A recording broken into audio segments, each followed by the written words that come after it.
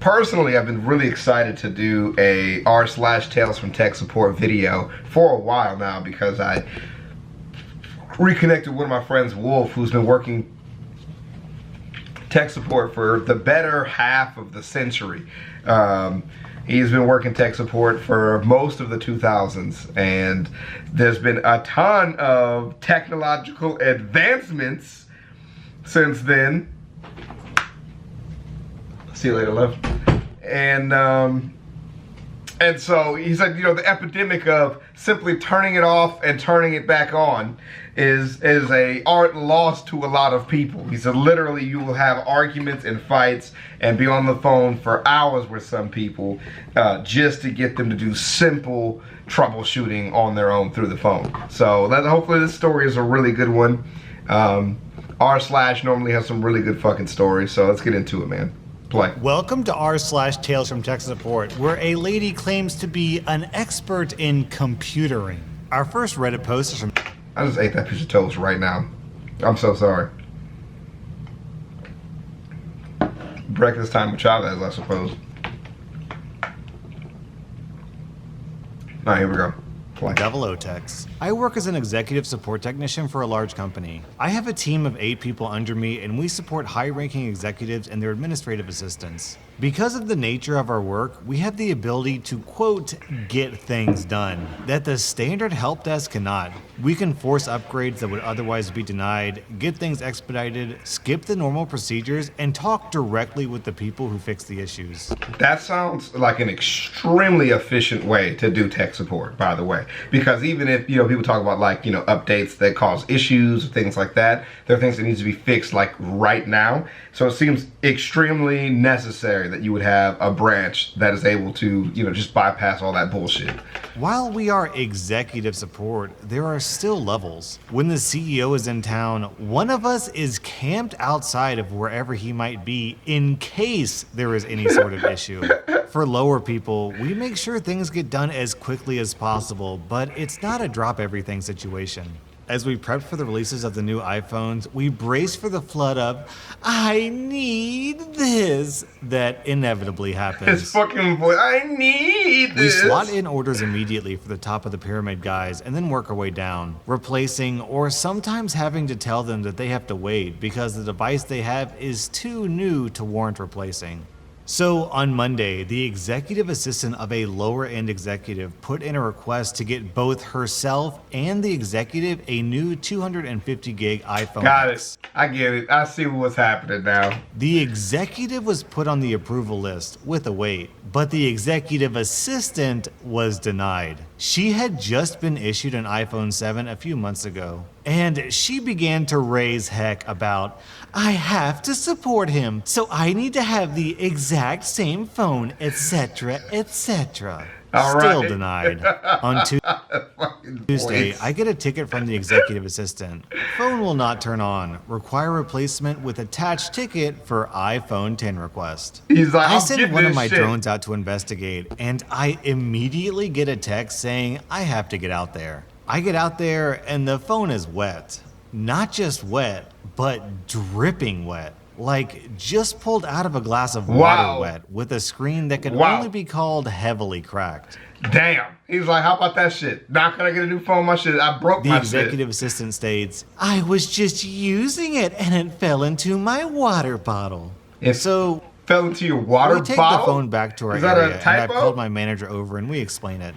It's obvious what has happened. We've toweled it off, and when we turn it over, water drizzles out of the cracked screen. Well, as luck would have it, we have spares. So I plug a nice 64 gigabyte rose gold iPhone 6 that was... That's the one that I wanted.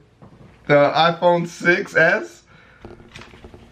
I wanted the rose gold. I only have the silver one though. I wanted the rose gold one. When the previous owner departed the company. I call and have the SIM reprovisioned. I reassign the phone in AirWatch and I have the phone returned to the executive assistant. Them shits is 10 nice. minutes later, the executive assistant is at our door ranting and screaming, saying that she can't work like this. She needs a new phone, and if we don't give her one, executive will make us give her one. I step in and tell her a permanent replacement is just beginning the process. We have had to issue you this phone as a loaner so you can continue working until a permanent replacement is sourced. Cue Wednesday. Bow. The approval process has come back denied for her replacement. The loaner phone is now her permanent phone.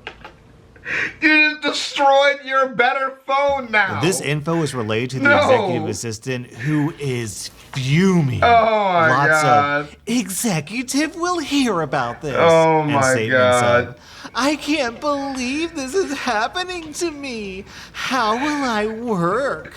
Wednesday afternoon, same executive assistant, new ticket. iPhone broken, needs replacement. I hit out myself to see the issue, and the new phone looks like it was dragged behind a semi-truck for 100 miles. The screen is shattered. A big chunk is missing out the top near the camera, and there are big dents in the back. I calmly ask, what happened? This phone was perfect this morning. The reply, well, since you guys gave me an old phone, my case didn't fit it, and it slipped out of my hands and fell down the stairs. What the fuck kind of stairs do you have in this building? Which y'all work on like the 80th floor? I've dropped the phone down some stairs. Doesn't do all that. Well, okay. Could you tell me when and what stairwell this happened? She does, and I take the mangled phone, I grab my manager, and we head off to the security office. Wow. And we pull the tapes. Wow. This has On the gotten video, bad. we see the executive assistant walking up the stairwell. Concrete stairs, metal handrail, your typical big building, non-public stairwell. She Please. reaches the top and proceeds to fling the phone like one would skip a stone down from the 6th floor to the mid-floor landing where it lands. She steps on it and then kicks it down to the 5th floor. It bangs off the metal fire door and she picks it up, examines it, and then tosses it down the stairs towards the 4th floor, bouncing off a few steps before landing on the mid-landing between 5 and 4. She picks the device up and pries a large section of something off the phone. Wow. We suspect this was the chunk missing by the camera. And then heads back up the stairs, running the phone against the cinder block wall as she climbs. It's super salty. So you big mad then. So you just, that's all you're trying to say. You did all that just to say, I'm big mad about my old phone and I want a better phone. So we grab a copy of the video. We head It's a problem straight now. to HR. Now we it's sit a with the problem. personnel director. We show her the video. We show her the 2 damaged iPhones. We show her the tickets. I relay the abuse thrown to myself and my text about how she demands an iPhone X and has taken to destroying company property to get it. That's a mistake. Termination follows. However, the user has gone home for the day. Her accounts are disabled, her security badge flagged.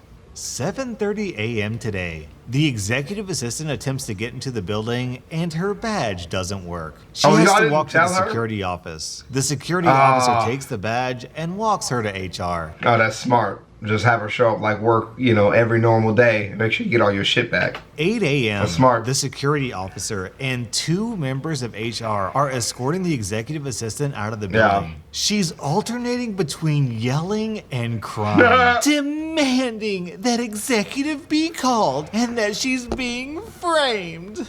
As she's brought through the main foyer, I'm on the 2nd floor balcony that overlooks the entrance. She looks up at me, curses me, and is gone. Both phones, her laptop, and other equipment have been placed with the legal team as a precaution. Company policy when there's a messy separation. Maybe I'll buy my team pizza for lunch today. Seems like the right thing to do.